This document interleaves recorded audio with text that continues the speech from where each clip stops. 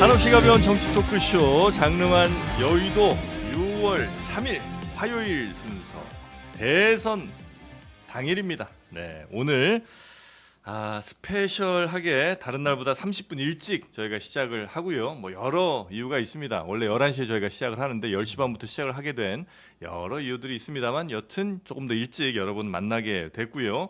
오늘은 대선까지 이 대장정을 이어오신 각 당의 뭐 이야기도 좀 들어보고 그리고 이후에 대선 이후에는 또 어떻게 갈지도 한번 예측도 해보는 시간, 또 대선 과정에서 누가 제일 심각한 말들을 던졌는지 혹은 뭐 가장 또 영웅 같은 사람 누군지 뭐 이런 등등 좀 소소하게 재밌게 볼 수 있는 내용들도 같이 짚어보도록 하겠습니다. 여러분도 혹시 지금 투표를 하셨죠? 만약에 혹시 안 하셨다면, 아직 안 하셨다면 이 마피아 42 한번 들어가 보십시오. 거기 들어가시면 이 투표 인증 이벤트를 하고 있는데 요즘은 MZ 세대들이 투표 인증을 이렇게 한답니다. 그냥 예전에는 뭐 이렇게 어디 앞에서 손등에 사진 찍고 이런 거 하지 말고 마피아 42 인스타그램에 가시면 이런 용지들이 있는데 요거 캡처하셔서 다운 받으시고 여기에다가 찍어서 뭐 인스타에 올리셔도 되고요. 아니면 마피아 42 공식 계정을 태그해서 업로드 하시면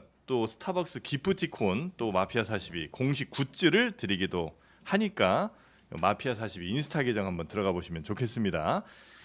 자, 그러면 오늘 함께 해주실 분들 한 분 한 분 만나보도록 하겠습니다. 오늘은 누구부터 뵈야 될까요? 일단 신영 기자님 어서 오시고요. 안녕하십니까? 네, 반갑습니다. 신영 기자님.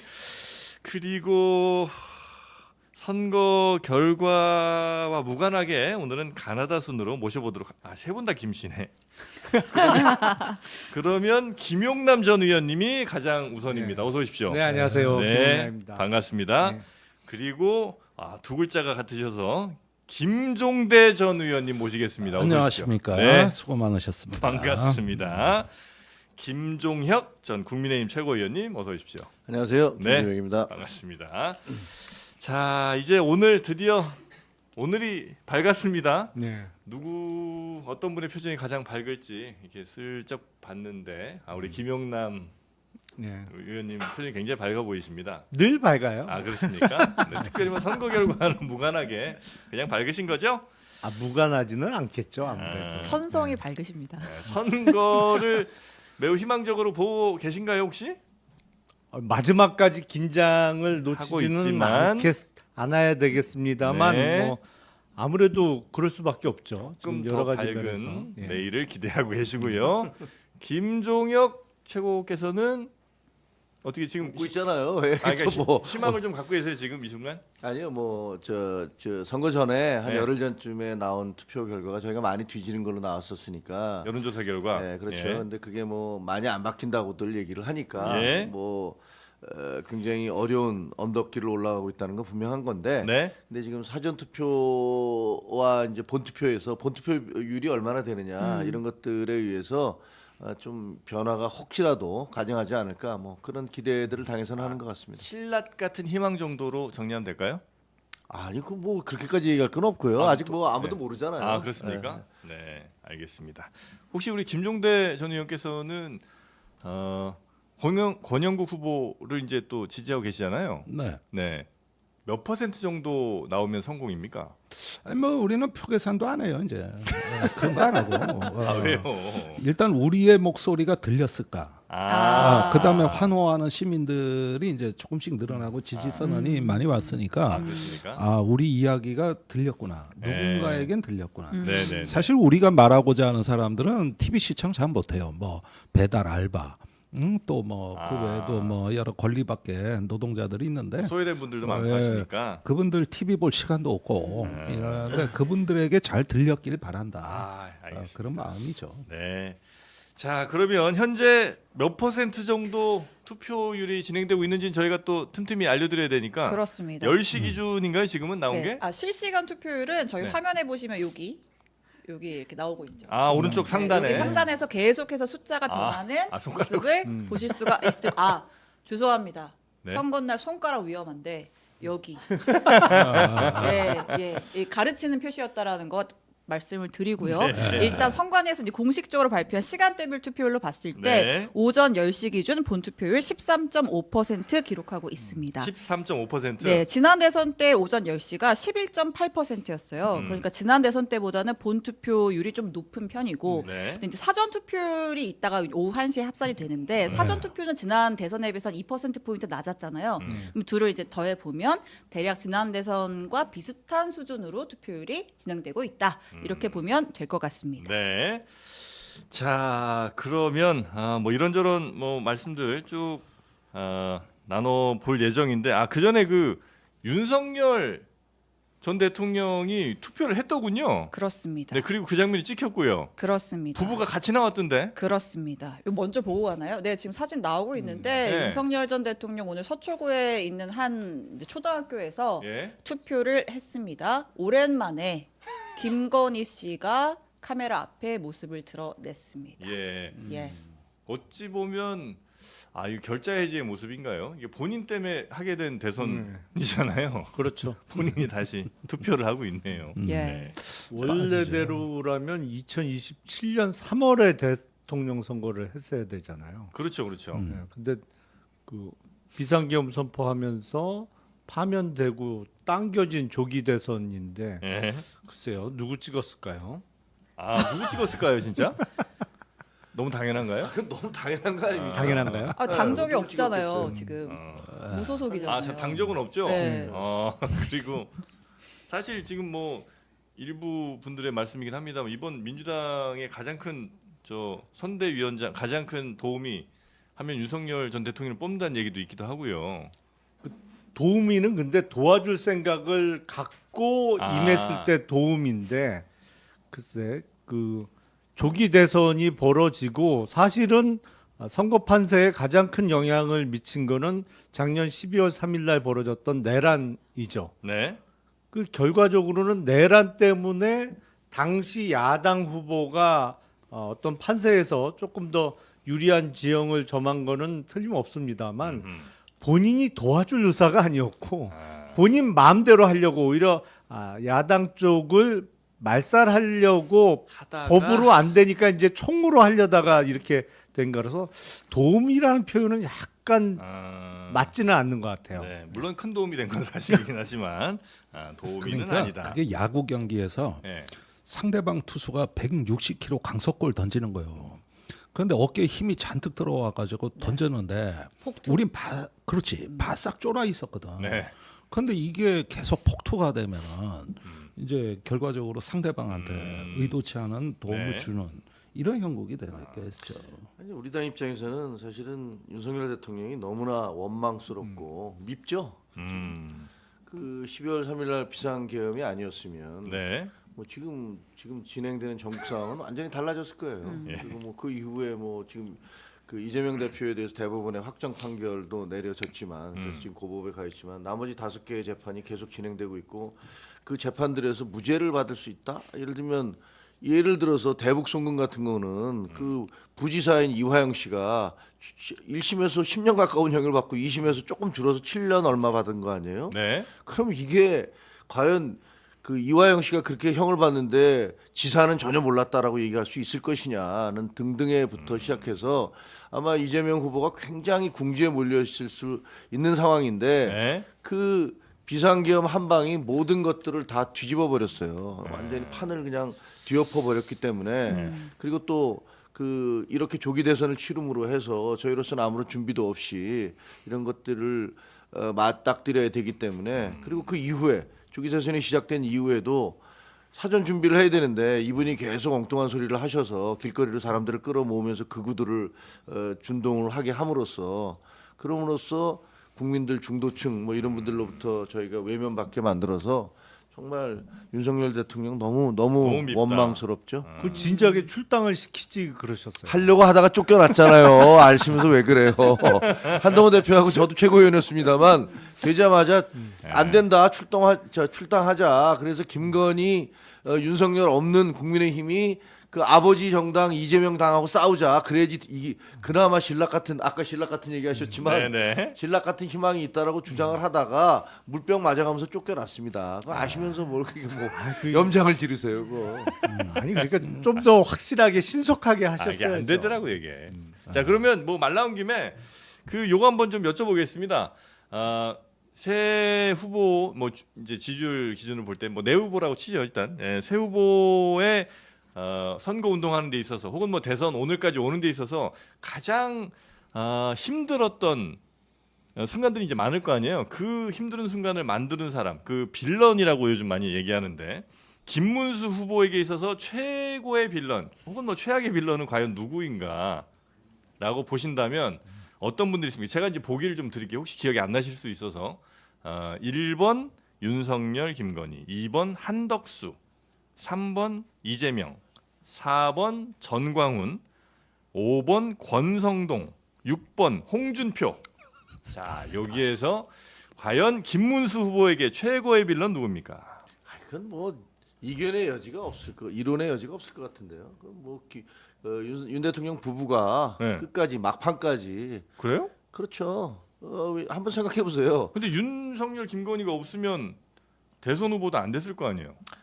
아 그거는 그렇죠. 네. 그렇게 따지면 그 나머지 사람들도 다 마찬가지지. 아 그런가요? 그건 아니고 네. 그 윤석열 대통령이 네. 6.3 선거는 부정선거다라는 영화를 보러 가셨잖아요. 예. 예, 예, 예. 그게 이영돈 PD하고 그 누구야 전한길 씨가 예. 후원해서 만든 제작한 그 영화를 보러 가셨어요. 근데 예. 그 제목은 뭐 신의 한 수인가 뭐 해가면서 예. 6.3 선거는 이미 부정이 예정돼 있으니까 투표하러 가지 마라. 예. 이렇게 주장하는 영화 아닙니까? 네. 그 영화를 보러 가셔갖고 박수 받고 그랬잖아요. 그러면 아 거기 지지율 팍팍 떨어진다. 지지율 팍팍 떨어지죠. 그리고 그 다음에 갑자기 또 그 전환길 집회에서 지난 일요일 날 네. 무슨 대리인을 시켜서 네. 김문수를 지지한다 이렇게 말씀을 하셨어요. 그게 우리한테 도움이 되겠습니까? 아, 말도 안 되는. 그 이전에는 투표하러 가지 말라는 영화에 가서 박수 받다가 그 다음에 갑자기 투표해라라고 주장을 한다면 그걸 어떻게 하란 말이에요? 이론의 여지 없이 윤석열, 김건희가 김문수 후보에게 최고의 빌런이 맞다. 뭐 두 다른 분도 당의 동의하세요? 빌런이죠, 우리 당의. 우리 당의 빌런이다. 뭐 두 분도 대체로 동의하시고요. 거기 이기기는 어렵죠. 아 그래요? 야, 이게 이번 대선뿐만 아닐 거려. 앞으로도 가장 그 난제가 될 거예요. 어떻게 관계를 그 확실하게 종식시키느냐. 근데 네. 쉽지 않아 보여요. 앞으로도. 알겠습니다. 그러니까 2017년 대선하고 비교가 되는데 그때 홍준표 후보는 세탁기 들어갔다 나왔다. 씻고 예. 나왔다. 예. 이랬거든. 이번엔 세탁기에 안 들어갔다 나왔다. 이게 차이가 돼 버리는 거 아닙니까? 네, 네. 예.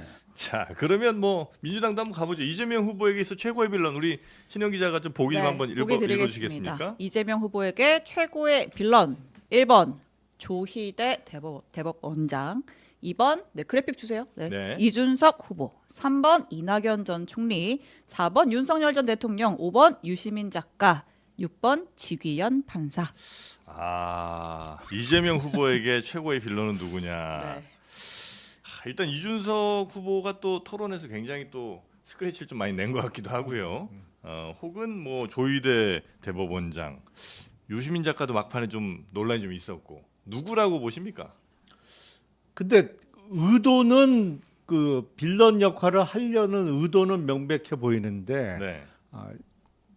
별로 타격감을 준 인물은 찾기가 어려워 없다? 보여요. 타격감. 예를 들어서 네. 조희대 대법원장의 그 파기 환송 판결이 예. 충격은 좋습니다만 결과적으로 지지층의 어떤 응집을 이끌어내는 결과적으로는 그렇죠. 의도와는 다른 효과가 예. 나왔거든요. 예. 다른 분들도 대부분 다 그런 것 같고요. 제가 보기엔 굳이 찾자면 뭐 가장 최근에 있었던 일종의 해프닝 같이 보이는데 네. 보기에 없는 짐 로저스 짐 로저스. 짐 로저스. 예. 한때 옛날에 3대 뭐 투자 규제 뭐 어쩌고 했던 그건 우리나라에서만 그렇게 그러니까, 일컬어지는 것 같아요. 언제적 짐 로저스입니까? 아니 아시겠습니다만 네. 지금 금융계에 있는 사람치고 무슨 얘기를 하면서 네. 짐 로저스의 말을 인용하는 사람은 없어. 없어요. 그거는 금융을 모르는 사람이야 기본적으로. 네, 예. 맞습니다. 그러니까 우리나라에서만 무슨 근거도 없는 세계 3대 투자자라고 아니 그럼 그렇게 얘기를 별 볼 일 하는데 없는 사람을 왜 인용했습니까? 아니 이거는 그걸 앞세워서 짐 로저스가 이렇게 얘기를 했다. 우리를 지지했다. 그 별 볼 일 없는 사람을 도대체 왜 끌어들여 아니, 갖고 우리나라에서는 많이 참나. 알려져 있어요. 이 양반이. 근데 제가 보기엔 네.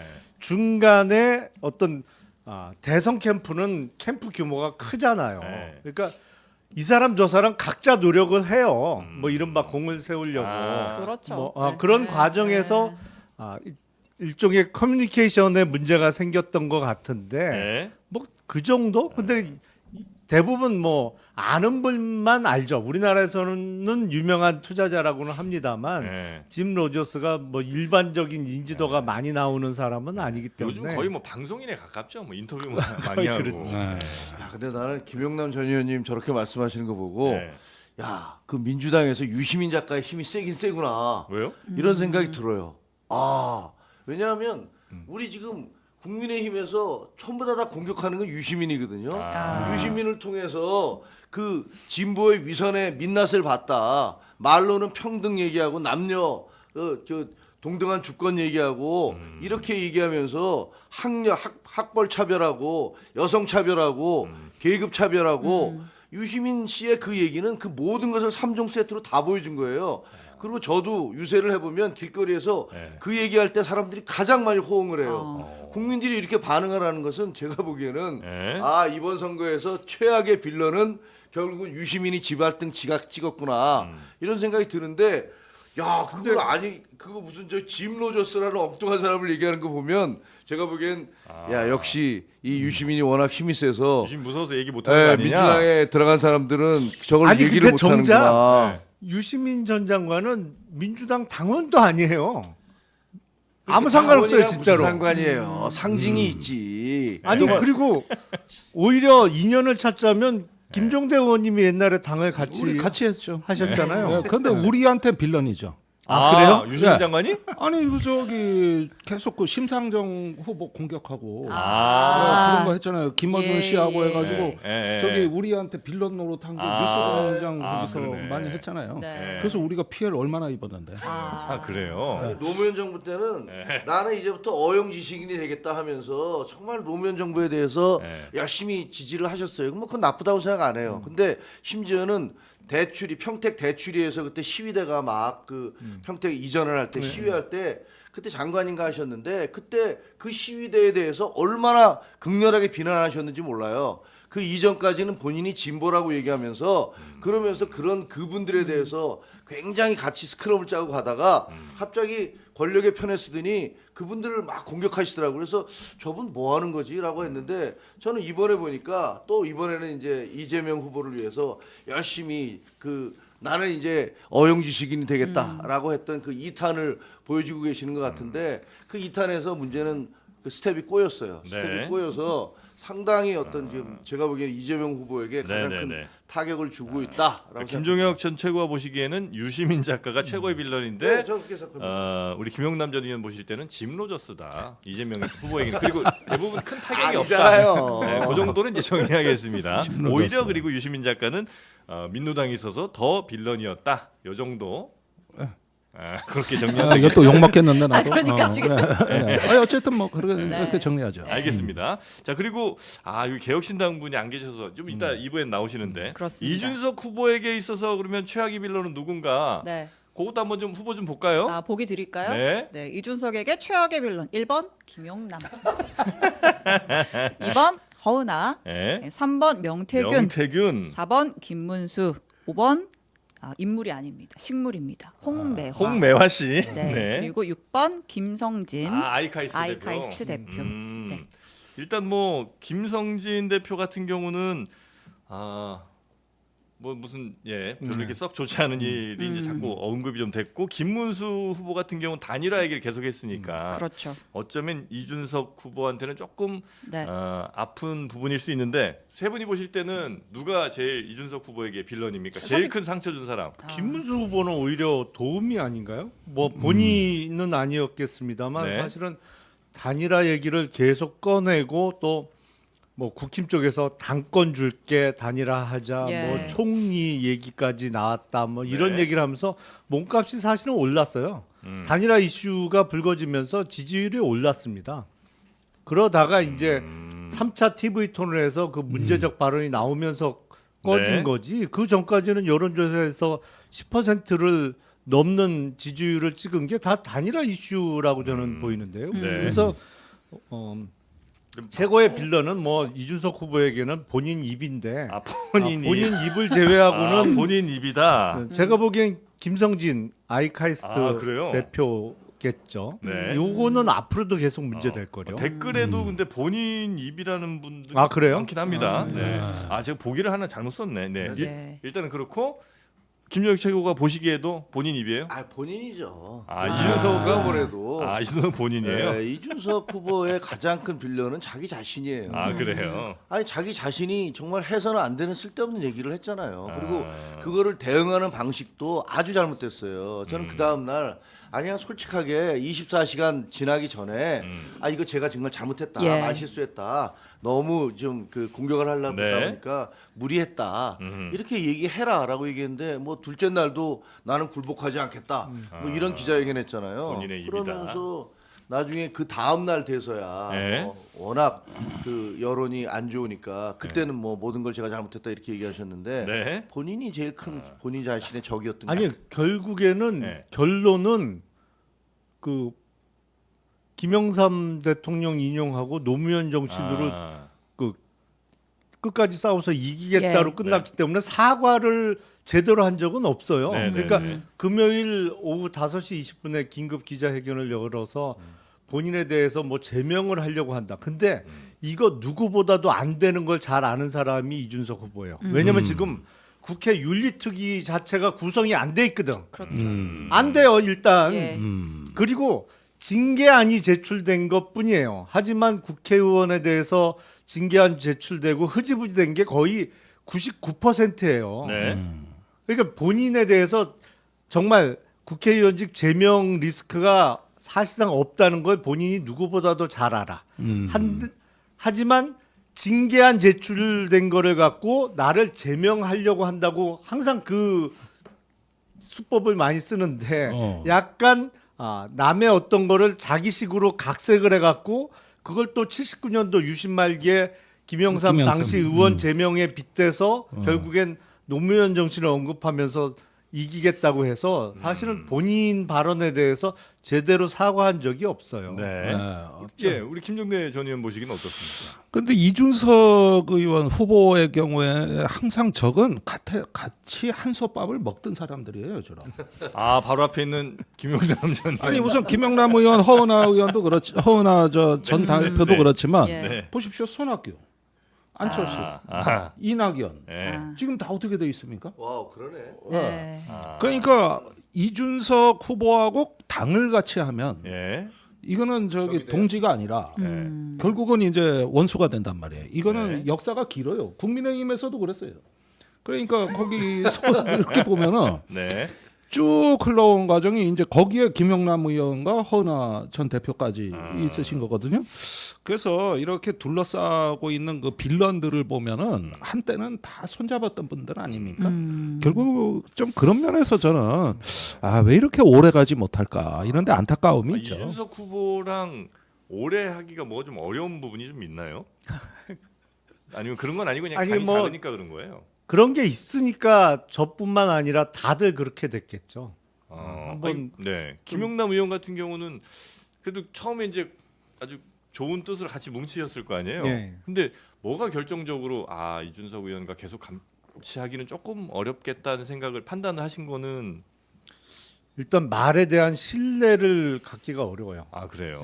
그러니까 그 하는 말을 액면 그대로 받아들이면 뭐 이른바 그런 거죠. 나중에 뒤통수 맞아요.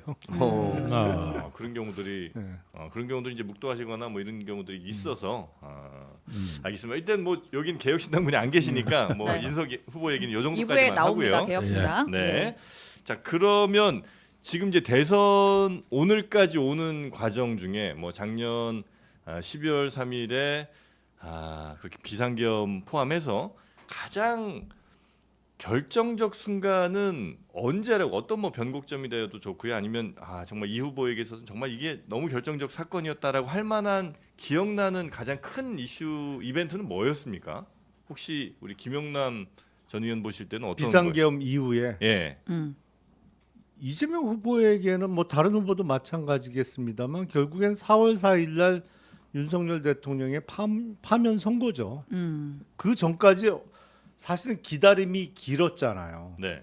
이 탄핵 재판이 이렇게 오래 갈 거라고는 예상을 못했는데 오래 끌면서 중간에 별 얘기가 다 나왔잖아요. 예. 뭐 5대 3으로 지금 기각 가능성도 있다부터 맞아요. 시작해갖고 그때 그렇죠. 진짜 별얘기 많았는데. 만약에 5대 3이었으면 그냥 오늘 선거도 없는 거죠. 없는 거죠. 없는 거고 그 다음부터는 생각하기도 끔찍합니다만 윤석열 대통령이 복직해갖고 그냥 그 다음부터는 어떻게 됐을지 가늠하기 어려운 상황이었으니까 4월 4일 파면 선고가 결국엔 가장 큰 변곡점이고 그 이후부터는 사실은 우리가 8년 전에도 탄핵을 경험했습니다만 예. 네. 어느 정도는 예상되는 흐름으로 갈 수밖에 없었던 거죠. 파면 결정이 예. 이번 대선 과정에 있어서 가장 결정적인 순간으로 예. 보고 계시고요. 혹시 김종혁 최고께서는 근데 그거야 뭐 12월 3일 날 계엄 그다음에 헌법재판소에서 파면은 이제 워낙 알려져 있는 건데 저는 네. 이제 조금 다른 관점에서 보면 저는 지기현 판사의 구속 취소가 상당히 게임 체인저 역할을 했다라는 예. 생각을 합니다. 근데 네. 그게 오늘 풀어주는 바람에 우리한테 좋은 게 아니고 예. 이재명 대표를 완전히 대통령 만들어 주려고 아주 길을 쓰는 것 같은 느낌을 받았거든요. 그냥 그 다음에 풀려나고 난 다음에 이분이 그 주변에 있는 분들은 봐라 이제 우리가 이겼다라고 예. 하면서 아스팔트 세력은 더 아스팔트로 뛰쳐나오게 되고 대통령 윤 전 대통령도 그 굉장히 자기 발언들을 막 하기 시작하신 거 아니에요. 네.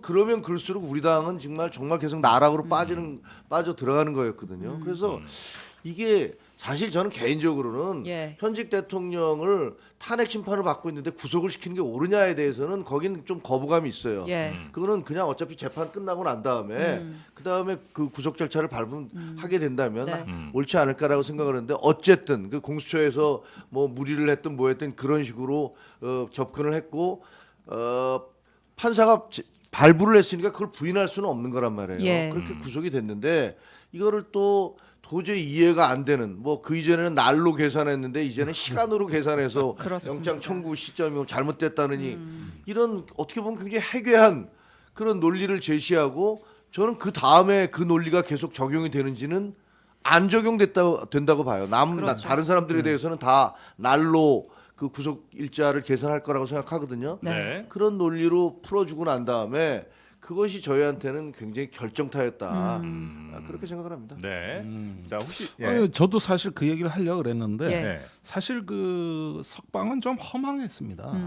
허망하고 허탈했는데 진짜 긴장도가 높았던 건 1월 16일경에 체포영장 집행했던 순간에 네네 두 번째죠. 네. 그리고 막 경호처하고 그 55 경비단에서 물리력으로 막지 않았습니까? 예. 그때 별 얘기 다 나왔습니다. 그 기관총도 있다. 심지어 미사일도 있다 그랬어요. 그때 막 김건희 씨가 막 경호처한테 총 갖고 딱 뭐하냐고 막 했다던 그런 얘기도 있었고. 그리고 저기 첫 번째 체포 집행 때는 그 저지선을 뚫었음에도 불구하고 철수했잖아요. 네. 그 관저 앞에서 철수한 거거든요. 이 상황에서 저는 내전으로 가는 거 아닌가 하는 불안감을 많은 사람들이 가졌는데 그때 그 걱정 많이 했었어요. 예, 만에 하나 어떤 물리적 충돌이 있을 수도 있는 예. 매우 긴박한 순간이었다. 이후에는 사실은 법적인 과정이에요. 그렇지만 그 당시에는 진짜 그 12.3내란이 지금도 진행되고 있다는 강렬한 그 인상을 주어가지고 전 사실 그런 문제만 주로 보기 때문에 저 자신이 굉장히 긴장했었던 순간이었다. 결국 그게 이후에 그 대선판에서도 어떤 후보보다도 윤석열이 더 커 보이는 또 더 어떤 중요한 변수인 것처럼 가는 강렬한 어떤 순간이었고 네. 이것이 지금까지 영향을 주고 있다고 봅니다. 그 지금 말씀 들어 보니까 진짜 그 파면 때도 그 파면이 이렇게 늦어진 이유가 뭐겠냐? 이거 안 되는 거다. 뭐 이런 얘기 되게 많았잖아요. 그렇죠. 그리고 또 진짜 내전 간다 이런 얘기도 되게 많았고. 그러니까 그때 그렇죠. 당시에는 엄청 걱정했던 건데 지금 이제 좀 지나고 나니까 좀 편하게 얘기는 합니다만 그때 당시로 약간 기억을 떠올려 보니까 아 진짜 결정적 순간인 것 거기에다 같고. 그때 블랙 요원, HID 얼마나 네. 사회가 그런 문제하고 섞여가지고 맞아요. 이게 뒤숭숭했습니까? 이게 우리가 저 군대 물리력을 못 믿는 순간에 네. 또 검경이 또 주도권 다툼을 하고 네. 있었죠. 전 그때는 사실상 내전의 이미지가 실제로 좀 보여졌다고 봐요. 그리고 왜 이재명 저 후보의 대법 판결 이것도 되게 좀 극적인 사건 아니었어요? 그렇죠. 사실은 네. 거의 예상을 못했죠. 예. 그러니까 대법원의 기록이 접수되고 9일 만에 선고가 이루어진 거잖아요. 네. 그러니까 2심 나오고도 이제 그것도 사실 극적이었는데 1심과 네. 너무 다른 판결이라. 그렇죠. 예. 근데 2심 나오고 갑자기 대법원. 갑자기 예. 잡혀서 그러니까 빠르다는 거는 다 느꼈어요. 네. 선고 기일이 너무 빨리 잡혔다. 근데 저렇게 빨리 잡힌 거로 봐서 그냥 항소심의 결론을 유지하기 위해서 예. 그러니까 선관위의 후보 등록일 전에 깔끔하게 정리하는 차원에서 저렇게 빨리 잡았나 이렇게들 생각을 했는데 네. 결과는 정반대로 나왔단 말이에요. 그래서 그래서 많이 놀라셨을 것 같아 민주당. 아니 그렇죠. 그래서 네. 아니 기록을 언제 봤지? 그 짧은 시간 내에 뭐 10만 페이지 뭐 이런 얘기 그 있었고요. 논란이 일어날 수밖에 없는 상황이었고 예. 그거는 아직도 깔끔하게 대법원 쪽에서 어떤 설명이 이루어지지는 못했죠. 네네네. 다만 이제 그 네. 이후에 서울고등법원으로 다시 돌아온 사건이 재판 기일이 그냥 그 대통령 선거일 이후로 예. 연기되면서 본격적인 선거운동 기간이 시작돼 갖고는 그 논란이 다시 일지는 않았습니다만 하여튼 네. 극적인 순간이었던 네. 것도 근데 틀림없습니다. 그 관련해서 어제 이제 보도가 좀 나왔습니다만 네. 이재명 대표가 조금 이제 해석하기에 따라서는 뭐 대법 쪽과 뭐 소통 같은 게 있었다는 식의 그런 이제 인터뷰가 좀 있었잖아요. 이거는 뭐 네. 저희가 뭐 해석을 듣기 전에 그 발언을 그대로 좀 들어보고 나서 네. 얘기를 해보면 좋을 것 같아요. 이재명 후보가 어제 그 이제 뉴스공장에 나와서 했던 인터뷰 내용인데 이 파기환송 결정이 났을 당시 어떤 심경, 뭐 소회 네. 같은 걸 밝히면서 나온 얘기입니다. 들어볼게요. 대법원 쪽에 저한테 직접은 안 오지만 이 소통들이 일부 되잖아요. 예. 제가 들은 바로는 빨리 정리해 주자였다고. 빨리 기각해 주자. 깔끔하게. 그랬다고 해요. 그런데 어느 날 바뀌었대요. 갑자기. 저도 나름 법조인으로 먹고 산 지가 수십 년이잖아요. 그리고 정치도 꽤 오래 했고 정말 산전수전 다 겪었는데 이틀 만에 파기환송하는 거 보고 정말 황당무계했습니다. 네. 이 발언들 가운데 결국 이제 대법원의 이야기를 내부적 이야기를 이제 전에 들은 것처럼 이제 묘사한 부분이 있어서 직접은 아니지만 네. 소통이 일부 있다. 근데 그 들은 바로는 대법원이 선거법 혐의를 빨리 정리해주자, 빨리 기각해주자 깔끔하게 이렇게 들었는데 실제로 그렇지 않은, 그러니까 정반대의 결론이 나와서 황당무계했다 이렇게 얘기를 했는데 이제 이걸 두고 이제 뭐 국민의힘에서는 이거 대법원이랑 내통하고 있다고 자백하는 거냐, 실토하는 거냐, 뭐 이렇게 공격을 하고 네. 있습니다. 예. 요거는 어떻게 좀 봐야 됩니까? 실제로 그런 얘기들을 뭐 충분히 그 정도 위치에 있으면 들을 수도 있는 거야, 아니면 이건 좀 부적절한 거라고 봅니까? 그 대법 쪽이라는 게 대법관이나 뭐 대법원장은 당연히 아닐 거고 네. 그런 분들하고 직접 소통을 했거나 누굴 통해서 간접으로 들었다는 얘기보다는 그냥 법조인들 뭐 대법관 출신 법조인들도 있을 거고 네. 그 법조인들의 예측을 들었다는 취지 아닐까요? 그 정도 의미? 아니 예측은 다들 그렇게 했어요. 사실은 저렇게 빨리 선고기일 잡히는 거로 봐서 항소심의 결론을 그냥 유지하는 쪽으로 결론이 나나보다 다 그렇게 예측을 했지. 법조인들의 예측 정도 아니겠느냐? 예. 근데 이제 말 그대로만 좀 보자면 뭐 대법원 쪽에서 저한테 직접은 안 오지만 소통들이 일부 있잖아요. 예, 요거는 조금씩 오해 소지는 있을 수는 아니, 있겠죠. 사람 사는 세상에 그런 게 왜 없겠습니까?라고 얘기했잖아요. 네. 근데 그거 얘기 들어보면 이거 재판 거래 아닙니까? 이게 사법 거래 아니에요? 아니 어떻게 해서 대법원이 판결을 어떻게 내릴 거를 미리 그 상대편 피고인의 그 변호인이 됐던 피고인 관계자들한테 그걸 알려줄 수가 있습니까? 네. 그건 말이 안 되는 얘기를 한 거잖아요. 우리가 네. 그러면 헌법재판소에서 판정 어떻게 내려질지 미리 다 그 우리 쪽에다 공개를 해줍니까? 그것도 말도 안 되는 얘기예요. 옛날에 민주당 어떻게 했습니까? 문재인 정부 때 박근혜 대통령 뭘로 집어넣었어요? 양승태 대법원장 뭘로 집어넣었어요? 사법 거래로 집어넣습니다. 뭐 이거 일본과 징용 문제와 관련된 외교 분쟁이 벌어지니까 이거 재판 좀 지연해주면 안 되겠느냐라고 하는 걸로 양승태 대법원장을 그 구속을 시켰던 그런 정부 아닙니까? 그 민주당이에요. 근데 본인은 본인과 직접 관련된 문제에 대해서 네. 대법원에서 얘기를 소통을 했다. 그래서 얘기를 들었는데 깔끔하게 정리해주겠다고 했었다. 이게 뭡니까? 이거 재판 거래예요. 제가 보기에 이거 굉장히 심각한 문제입니다. 그래요? 왜 본인들이 했던 양승태 대법원장과 박근혜 전 대통령에게 했던 그것을 한번 상기를 해보세요. 그리고 제가 이상한 거는 이분이 이재명 후보 있잖아요. 그 김어준 쇼에만 나가면 흥분을 하시는지 그렇게 엉뚱한 소리를 하시더라고요. 지난번에는 또 뭐라고 네. 했어요. 김어준 거기에 나가서 네. 아 내가 숲에 숨어 있었다. 딱 끼끼리 웃으면서 몇 명 들어오는지 보면서 말이야. 아, 그 국회 그 비상기업 당시에 네. 네. 그때도 그걸로 인해서 얼마나 많이 공격의 대상이 됐습니까? 스스로 자복을 했구나 숨어 있었다고 숲재명이라는 그런 공격을 받았는데 네. 이번에도 똑같이 가서 거기 가셔갖고 소통이 있었다 나하고 깔끔하게 정리해 준다고 했다. 이거 네. 굉장히 심각한 문제 될 거라고 생각합니다. 네, 우리 김종대 의원은 어떻게 보십니까? 글쎄요, 이 부분은 조금 약간 모호함이 있는 것 같은데 들었다잖아요. 네. 그러니까 원래 법조계라는 것이 어떤 판결을 앞두고 분석도 하고 그런데 여기서 오해의 소지가 있는 단어는 소통 같아, 소통. 아. 그 단어에 대한 해석의 문제란 말이죠. 네. 근데 들었다는 전 문제가 안 된다고 봐요. 이런저런 어떤 그 주변의 조언을 많이 들을 수 있는 거고. 어디서 뭐 전해진 얘기 이런 것들 그거는 내가 다 문제가 안 들을 수 있는데 되는데. 소통이라는 건 좀 이 소통이란 말이 무슨 뜻이냐? 네. 이 부분은 해명하시면 되는 거지 뭐. 네. 소통 상호 관계잖아요. 내가 일방적으로 듣는 걸 소통이라고 하진 않아요.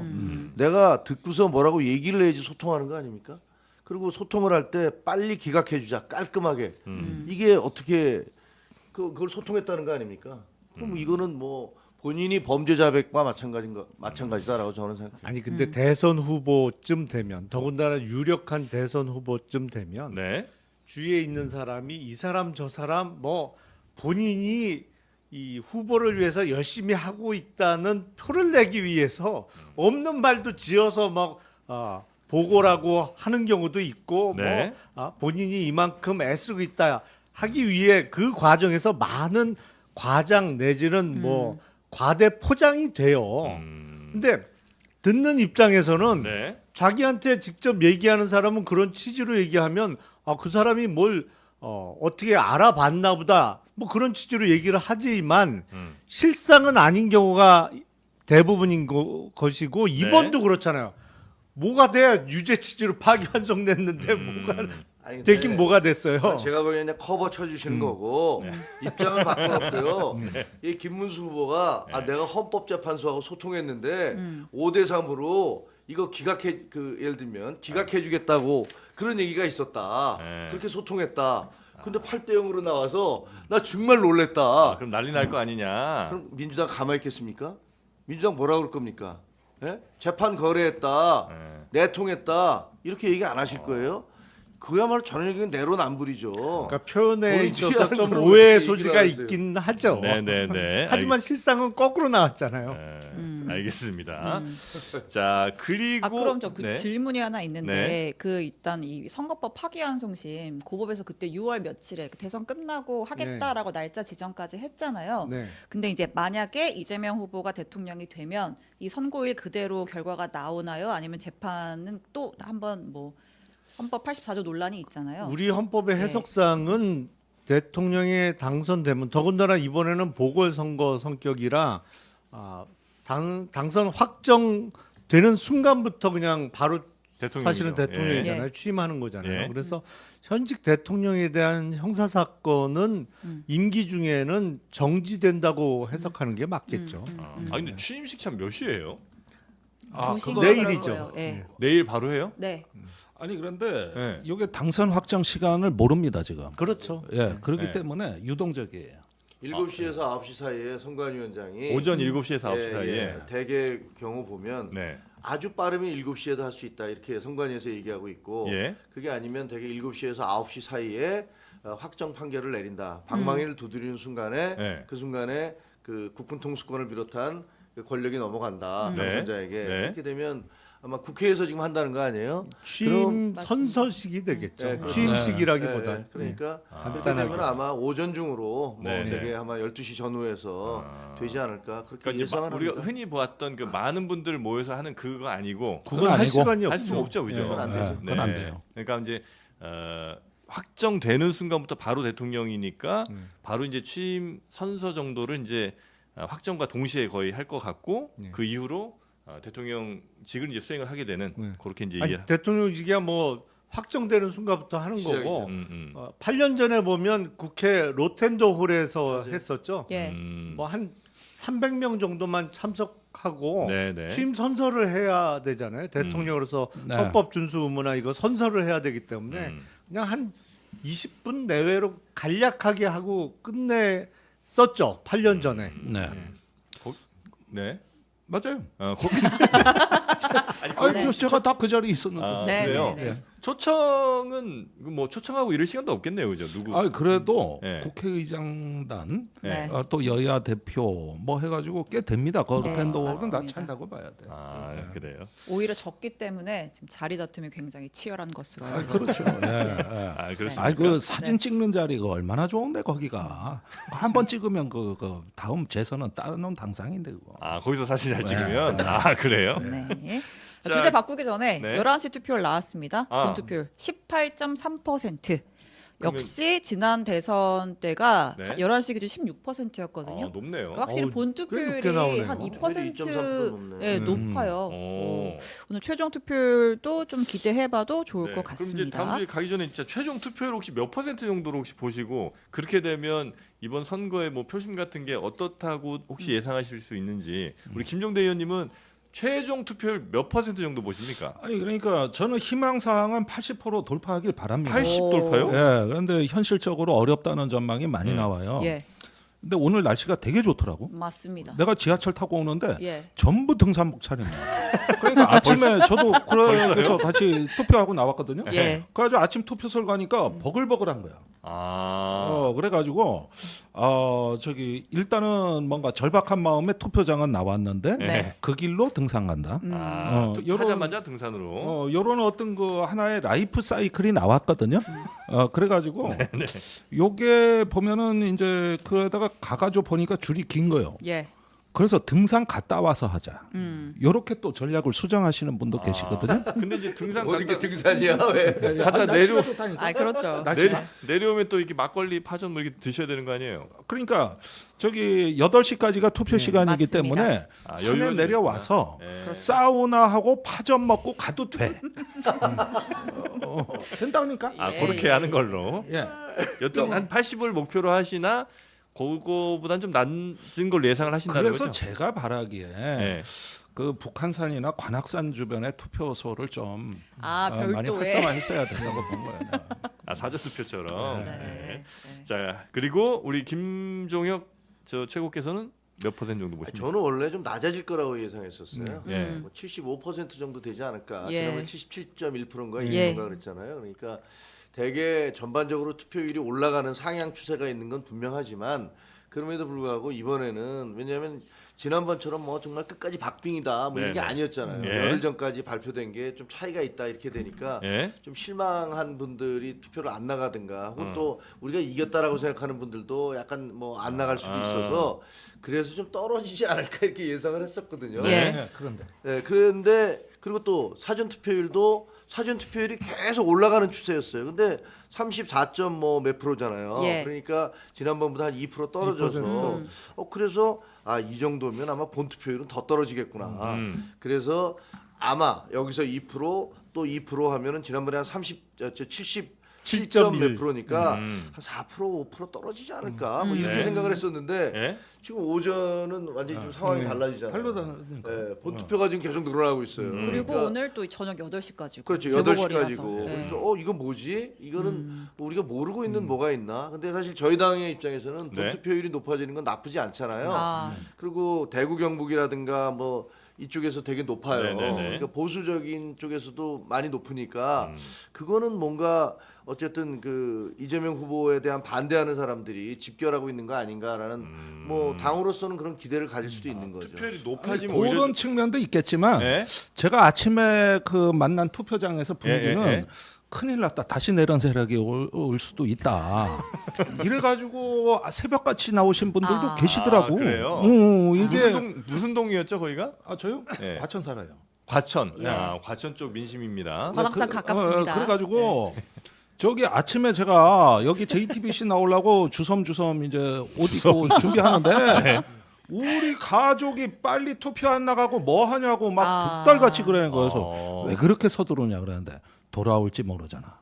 이 한마디가 그 투표장으로도 연결이 되더라 아. 이겁니다. 아, 그래요. 예. 양 진영의 총 결집. 아 그래서 그러면 예? 최종 득표율은 각 후보별로 어떻게 아, 예상하세요? 득표율? 네, 득표율 얼마씩 얻을 것 같다.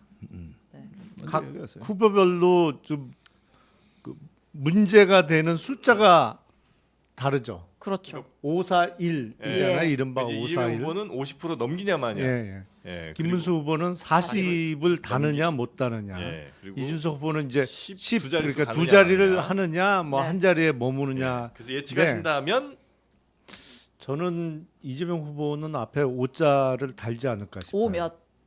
오늘 저는 구체적으로 갑니다. 당일입니다. 내일이 없어요. 아, 내일 네. 바로 안 결과 돼요. 나옵니다. 이거 네. 끝까지 그 구체적으로 수치를 얘기하기는 어렵고. 아, 당에 예. 또 지침이 있죠. 아, 뭐 예. 지금 마지막까지 세 표가 부족한 상황이기 예, 때문에. 예. 알겠습니다. 여튼 50%는 넘는 앞에 5자가 다는 정도로 예상하시고 혹시 그럼 김문수 후보는 결국엔 투표율이 제일 중요하죠. 예. 근데 아침 9시 기준으로는 보니까 경북 지역의 투표율이 좀 낮더라고요. 낮아요? 네, 낮더라고요. 아니 높아요 지금. 아니 아침 9시에는 낮던데요. 제가 확인해 보니까. 아, 지금 본 투표율로 봤을 때는 네. 지금 최고 투표율이 대구랑 경북이고요. 그다음에 최저는 전남과 아니 그건 당연한 거죠. 사전 투표가 워낙 높았고 사전 투표율이 그렇죠. 호남 지역은 당연히 달라지고. 네, 예, 호남 예, 지역은 예. 사전 오늘 투표율이 기준. 다 50%를 넘었고. 넘겼어요. 네. 그러니까 당연히 본 투표율은 낮을 수밖에 없는 건데 예. 그 아침 9시에 제가 확인한 거는 경북 지역이 6.8% 나왔었거든요. 9시 기준으로. 네. 지금 많이 예. 올라갔겠습니다만. 근데 사전 투표율까지 계산해서 해보면 투표율이 아. 높은 건 아니에요. 예. 그래서 만약에 영남 쪽 투표율이 지난 3년 전 대선보다 낮아지면 전국 투표율이 낮다. 그러면 사실은 40 넘기기 힘들다. 네, 그렇게 결론 나겠죠. 앞에 3자 붙을 가능성 높다. 자, 그러면 참 이준석 후보는 두 자리 갑니까? 어려울 것 같은데요. 아, 두 자리 못 가고. 알겠습니다. 자, 그냥 그러니까 앞에 객관적인 예측이에요. 그러니까 심플하게 보면 앞에 5자 1등은 2등은 앞에 3자 3등은 앞에 없이 그냥 한 자릿수. 자, 우리 김종혁 후보, 김종혁 최고께서는요. 후보. 예. 아, 저는 그냥 패스해 주세요. 지금 아. 저희가 굉장히 어려운 건 사실이잖아요. 아, 그래서 그래요? 제가 뭐라고 얘기를 하겠습니까 여기서. 알겠습니다. 저희는 뭐 희망하기는 선전을 해서 이기기를 바라지만 그 뭐 굉장히 어려운 것도 사실이고요. 선전의 기준이 몇 프로예요?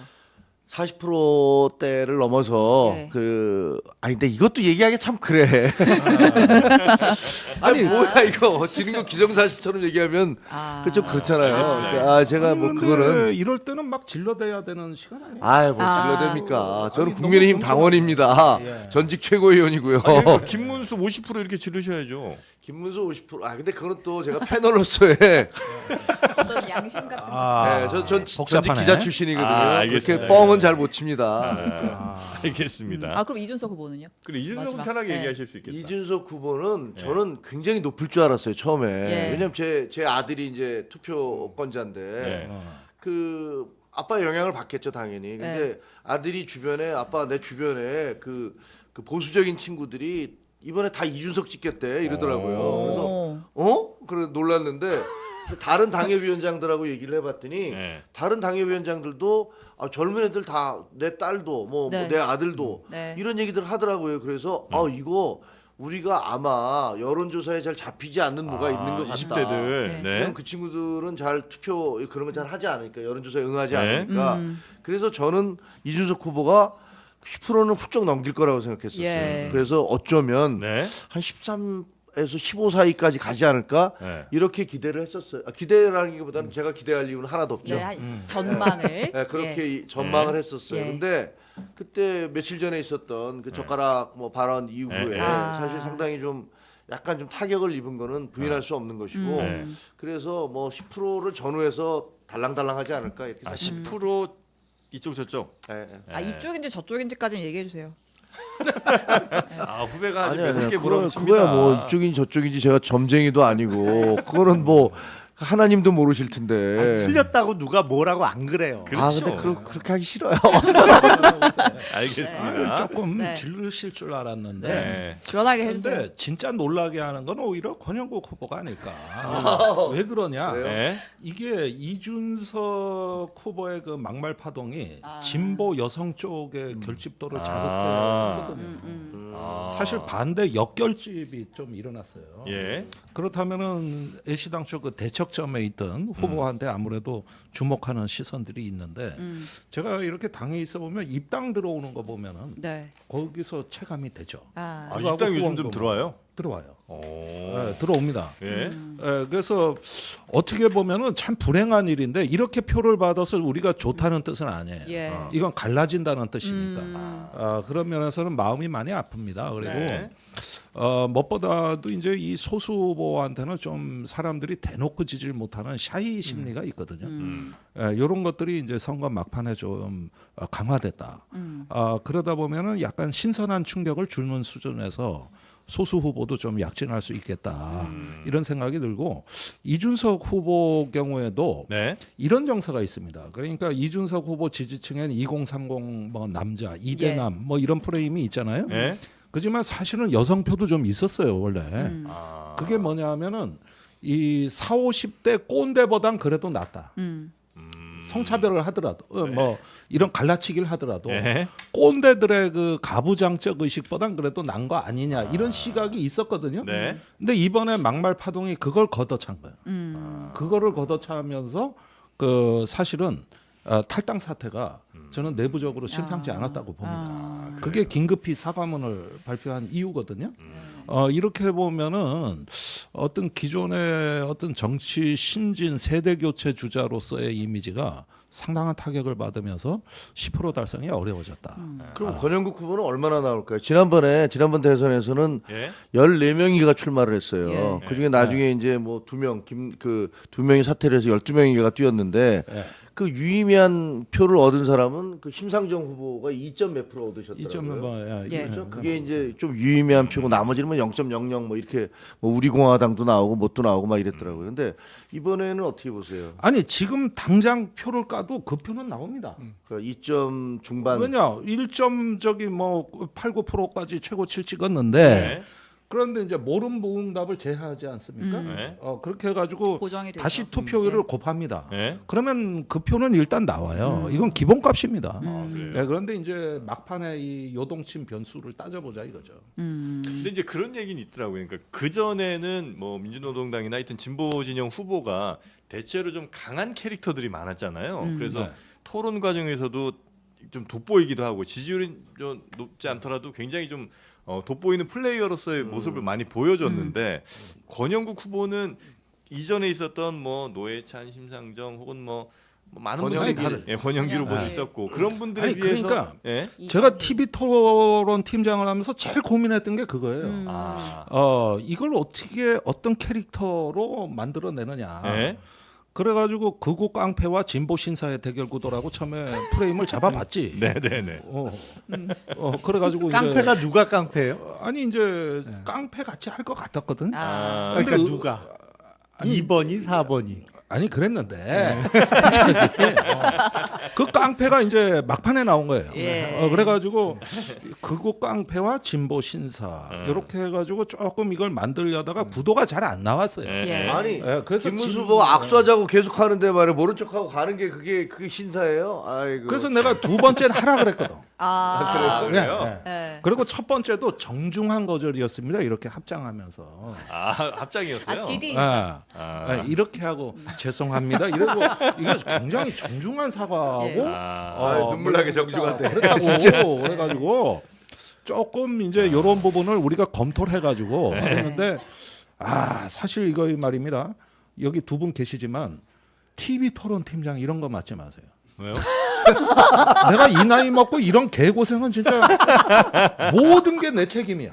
하나만 잘못돼도 네. 저 누가 TV 토론 준비했냐 이 날라오는데 이게 스튜디오 들어가는데 후보보다 내가 더 긴장해. 진짜로니까 이거 완전히 저몸 할 짓이 안 되는. 탈려서 그래서 만들어낸 거야 이거 맨주먹으로.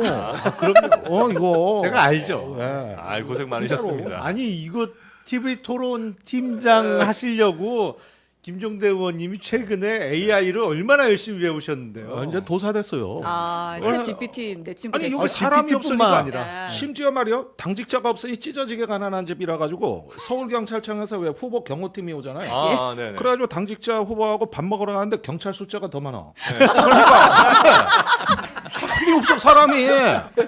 이런 순간 내가 눈앞이 허해지면서 엿됐다. 그러니까 이거를요 막 이틀 밤씩 세워서 이걸 빌드업을 하려는데 내가 올해 내 나이가 60이요. 이 개고생을 할 줄 꿈에도 생각을 못했는데 후보의 학습 능력과 균형 감각으로 네. 워낙 이렇게 뛰어나서. 해가지고 이걸 하는데 맨주먹 붉은 피로 만들어냈어요. 김종대 진짜. 의원님 차라리 나오시지. 그러니까. 예. 그럴 걸 그랬어. 차라리. 이거 한때 그런 썰도 있었죠.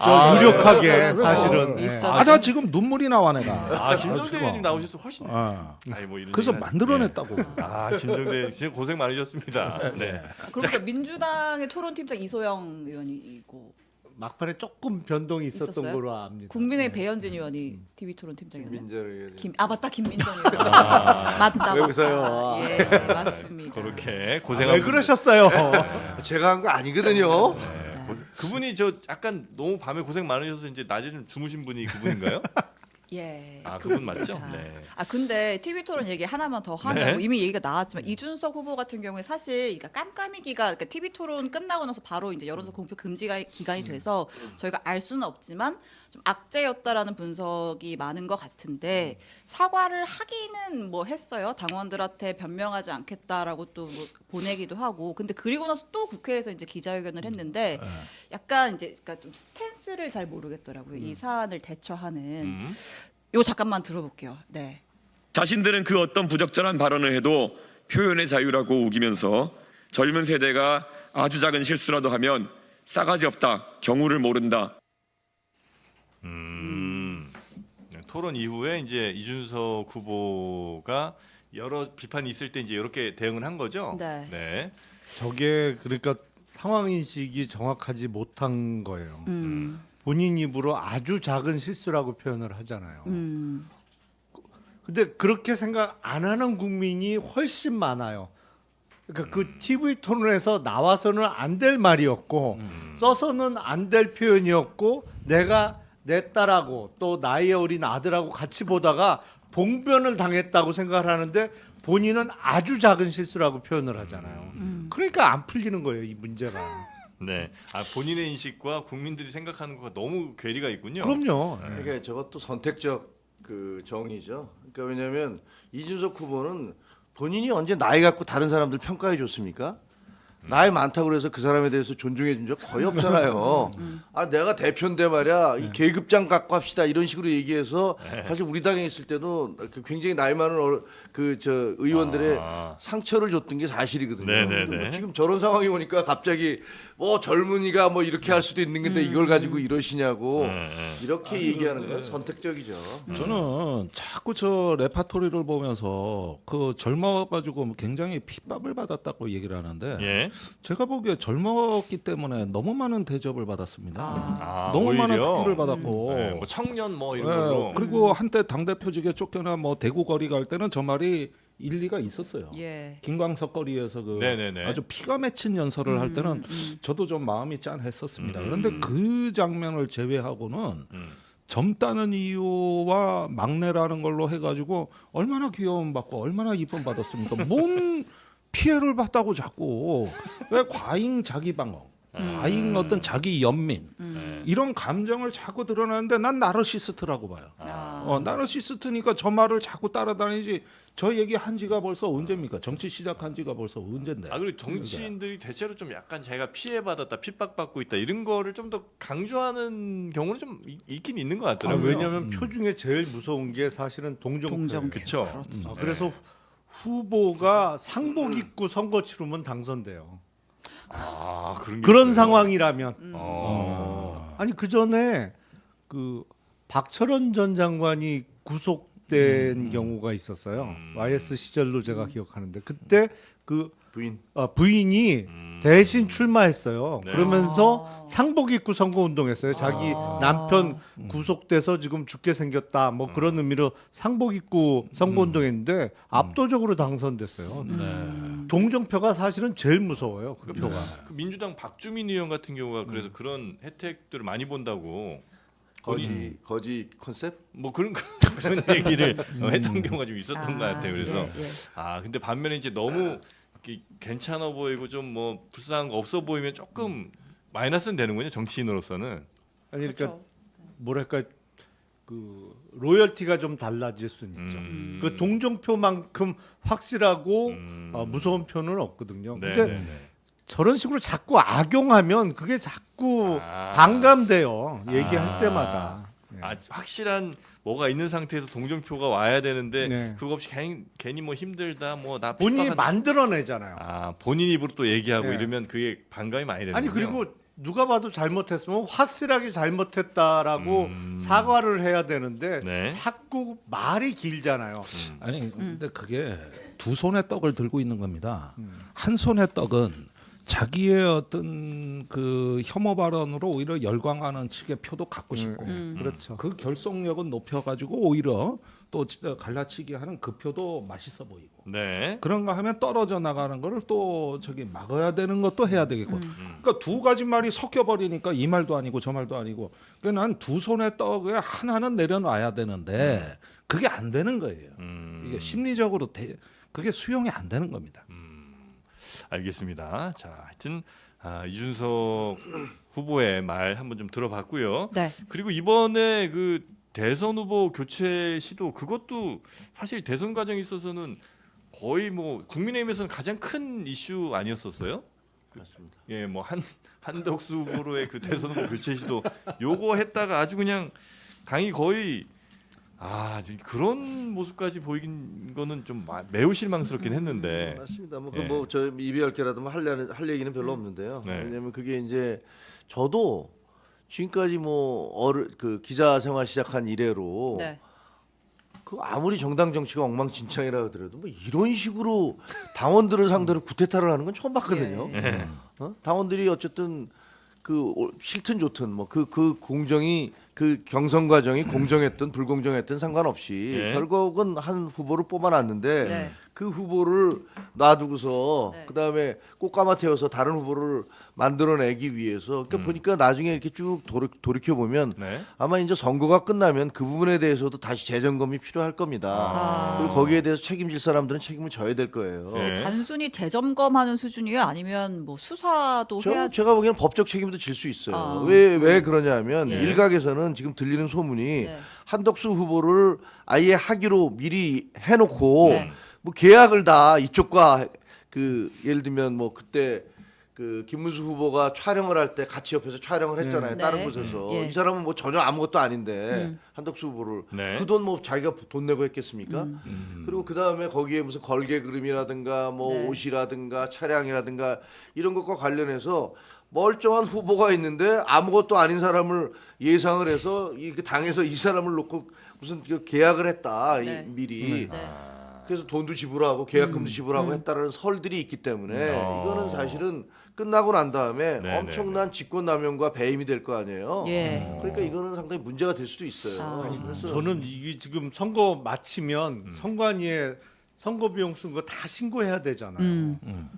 그 썰이 맞다면 그거 어떻게 처리할 수 있을지 모르겠어요. 뭐 일설하면 그게 네. 뭐 100억 원대다 이런 썰까지 있던데 이거 선관위에 비용 신고를 어떻게 하지? 그러면 그냥 김문수 후보를 위한 선거 비용으로 신고하는 수밖에 없는데 네. 그건 사실과 다른 허위 신고가 되는 거잖아요. 그러니까 그래갖고 이건 확정된 건 아니니까 예. 뭐 저희가 그렇게 뭐 저 가정의 전제에서 너무 멀리 가는 거는 문제가 있다고 생각을 하는데 네. 어쨌든 이런 정도의 얘기가 나올 정도로 그때 당시에 당내 구테타 과정은 말이 안 되는 거였고 그 사람들이 왜 이렇게까지 무리를 하나 그거는 자기들이 짜놓은 대로 결국은 한덕수 후보를 만들어내는 게 기정사실이다라고 생각을 했는데 이게 막히니까 예. 그러니까 당황해서 그래서 새벽에 이런 일을 벌인 게 아니냐. 네.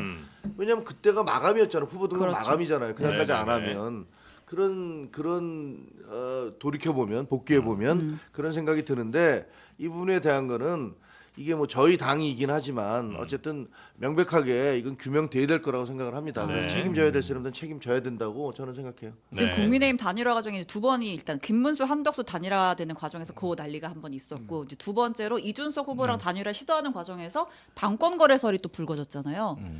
단일화하면 다음 당권 이준석 너 줄게 하면서 뭐 한동훈 전 대표를 견제하려고 했다 이런 얘기도 있었고 그래서 그 한동훈 전 대표 유세 현장에서 그 피토하는 거. 이 장면 정말 인상 깊었는데 이거 잠깐 빨리 볼게요. 네. 빨리 전 볼게요. 후보의 예. 피토하는 예. 장면입니다. 여기에 왜 김문수 이름이 없습니까? 이건 친윤 떨거지들이 한덕수로 바꿔치기 하려고 일부러 이름 안 새겨서 나눠준 거 아닙니까? 작작하라고 하십시오. 네. 네. 아주 피를 토하면서 여기 왜 김문수 이름이 없습니까? 이게 작작 좀 하라고 하세요. 친윤 떨거지. 떨거지. 예. 그 당이 예. 저 대목도 조금 그런 게 저 누구를 향한 얘기냐. 저 한동훈 저 전 대표죠. 네. 근데 평소에 김문수 후보 선거운동 그렇게 열심히 안 했거든요. 네.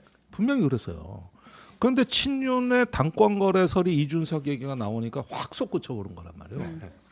여기서 자존심이 이제 발동이 된 거 아닙니까? 나는 처음에 저기 유세장에 안 나타나길래 네. 선거운동인지 낙선운동인지 헷갈렸어 내가. 그랬는데 이제 한동훈. 네. 예. 근데 저 대목이 자극이 됐다. 이거는 어떤 선거에 자기 일정표로 간 게 아니라 네. 단일화 일정표를 보면서 개입하겠다는 거 아닙니까? 이런 면에서 조금 저 의도가 저는 이게 순수한 선거운동도 아니고 그런 점에서는 차기 당권에 대한 싸움이 이미 선거운동 때부터 시작된 거 아니냐 이런 생각이 듭니다. 네. 아니 그런데 지금 현재 보면 홍준표 후보가 선거운동을 해드렸습니까? 아니면 한덕수 그 총리가 도와줬습니까? 아니 옷 입고 나가서 그 부산, 대구 이런 쪽에서 보수가 거의 네. 지금 뭐 그 박살나고 있다고 할 때 가서 거기서 대규모 군중 시위를 함으로써 보수가 결집할 수 있는 그런 계기를 만들어 준 게 한동훈 후보가 만들어 준 거예요. 그리고 지금 마지막 날까지 서울에 가서 같이 손들고 해준 사람 있습니까? 홍준표 후보가 해줬었습니까? 뭐 지난번에 윤석열 후보가 할 때 홍준표 후보도 그렇게 안 하셨어요. 그리고 저기 누구야 이명박 후보와 박근혜 후보 때도 안 했습니다 아무도. 근데 본인은 가서 서울에 가서 같이 손들어주면서 네. 지지했어요. 아니 그러니까 너무 과한 걸 요구하는 거예요. 당연히 할 거를 갖다가 이렇게 하지 않았느냐 하는 거는 난 국민의힘의 현실이라고 봐요. 원래 그거는 당연히 해야 되는 거예요. 안철수 후보가 그럼 문재인 후보가 됐을 때 같이 해줬습니까? 막판에 했죠. 미국으로 가버렸잖아요. 막판에 하긴 했어요. 그러니까 뭐 그거는 이 제가 정도면 보기에는 할 만큼은 한 거다. 할 만큼 아니 이상했다. 얼마나 더 합니까? 더 할 수 없는 상황이다. 아니 그 기준을 뭐 너무 보면은 아니 왜 다른 사람들에게는 기준을 그렇게 낮게 잡으면서 왜 한동훈한테만 그렇게 높은 기준을 요구하는지 저는 그 이해가 안 돼요. 한동훈 대표 다음 전당대회 나와요? 바로 모르죠. 근데 국민의힘은 선거 막바지까지 사실은 내부 통합이 안 된 상태에서 그냥 이 선거가 끝나는 상황이잖아요. 네. 그 권성동 원내대표도 그 거리 유세하다가 뭐라 그랬어요. 정말 끝까지 용서할 수 없는 뭐 김문수 뭐 이런 얘기를 했잖아요. 말실수들이 몇 번 그러니까 있었죠. 이 툭툭 튀어나와요 이게 당의 분열상이. 네. 그리고 뭐 이재명 후보에 대한 지지 선언이 오히려 많이 나왔죠. 국민의힘 그 유세에서 많이 나왔어요. 많이 나왔죠. 네. 네. 한기호 한기호 의원은 네. 이재명 대통령 모시고 뭐 네. 충성을 다하겠다고. 말실수 왜 이렇게 많이 아, 하는 그 거예요? 말실수예요. 아 근데 왜 이렇게 많아요? 아니 유독. 당내 분열로 따지면 문재인 저 그 대표하고 안철수 대표하고 싸우고서 갈라져서 안철수 후보가 호남에서 총선에서 28석 석권했었어요. 그런 일은 없었습니까? 아니 당내 갈등이라는 건 당연히 있는 거지. 아니, 있을 수도 근데- 있는 건데 무슨 민주당에는 그런 게 없는 것처럼 얘기하시는 거는 제가 아니 보기에는 이번 뭐 선거전에서 민주당 쪽에서 무슨 김문수 후보에 대한 지지 선언을 하거나 이런 말실수는 제가 들어본 적이 없어요. 근데 국힘 쪽은 유독 많았잖아요. 많긴 많더라고요. 말실수는 뭐 이재명 대표께서 다 해주고 계시니까. 네. 아하. 자 이렇게 너무 좀 이렇게 뜨거워졌다 싶을 그렇습니다. 때는 차갑게 예, 조금 예. 식히면서 네네. 아이스 망고바 한번 드셔보시면 어떨까 싶습니다. 달달한 거 먹어야 됩니다. 요거는 아이스크림 아니고요. 그냥 망고를 얼린 거예요. 생 망고를. 네, 그래서 그냥 망고 한쪽 드시는 겁니다. 참 새로운 개념 아닙니까? 그냥 망고가 먹고 싶을 때 그냥 꺼내서 먹으면 돼요. 야, 지난번에는 돼지국밥도 주시고 저희가 디저트까지 챙겨드립니다. 일용할 양식을 진짜 점심 때 주시네. 예, 요 근데 망고. 이게 사람마다 좀 네. 차이가 있는지 모르겠는데 저는 네? 보통 이렇게 찢어서 개봉을 하면 이 손잡이를 딱 잡아서 먹는 게 편한데 이게 네. 거꾸로 들어있는. 아, 요거 이렇게 해서 한입 무신 다음에 손잡이가 쭉 있구나. 빼시면 아, 밑에 이렇게 입으로 손잡이 쭉 빼요? 나옵니다. 아 그렇습니다. 네. 네. 시원하게 이제 아이스크림 막 설탕 많이 들은 그런 거 드시지 마시고 그냥 이걸 아이스크림도 드시면 된다는 거예요. 네, 망고 맛 아이스크림 드실 필요 없고 그냥 망고를 드시면 된다는 겁니다. 그렇죠. 언제까지 우리가 바나나 맛 우유 먹을 겁니까? 아하. 바나나를 드시면 돼요. 그렇죠. 네. 네. 그래서 그 저 특정 당 색깔 아닙니까?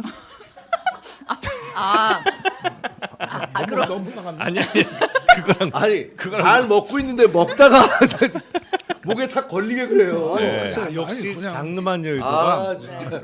공평하게 제 4회 출연자를 이렇게 골라놓으셨네 미리. 네. 그리고는 이제 100% 천연 망고를 후숙을 해서 급속 냉동으로 개별 포장을 한 거고요.